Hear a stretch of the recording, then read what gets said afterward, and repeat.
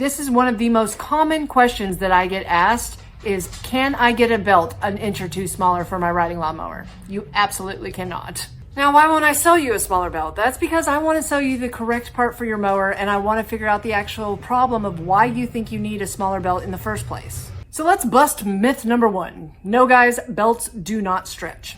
But I know you guys aren't going to believe me. You're going to think, oh, I can put anything that's close on my mower. It's going to work. Well, no, it's not. And so I'm going to show you.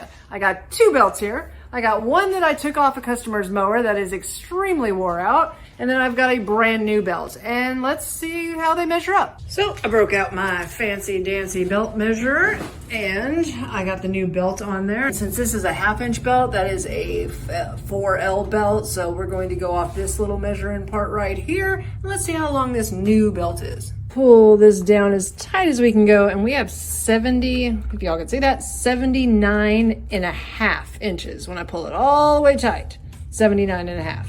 Let's check the old one. All right, we got the old one on. We come down and stretching as hard as I can go. It is still 79.5 right there, guys. So how is that? How is the belt that I took off flopping around on the deck? It's super loose, but this brand new belt is the exact same length. Well, that's because belts don't stretch, but they do wear on the inside. Now this thing is completely cracked up, so I would have thought that it would actually had a little bit more length to it, but we're measuring the outside of the belt when we put it into the belt measurer. So what we're seeing here is that the inside where it runs in the pulleys has wore down so much. It's smooth really bad right here. So trying to get this to where y'all can see it really well. We're laying these belts on their side. Look at how much we've lost this way in depth, first of all. And then if I can get them both around here, I don't know if you can see it, width-wise too, you're gonna lose a bunch. So you're not losing it on how long the belt is. What you're losing is the inside meat of the belt.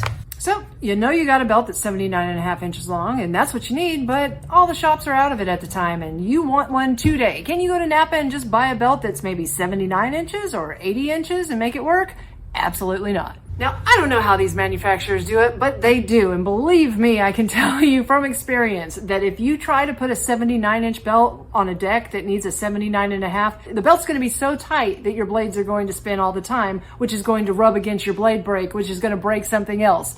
And that is not good. Now, can you put an 80-inch belt on it and see if that works? No, because then it's going to pop off on you because they make these belts at the perfect tension. It's sort of crazy, but it's the truth.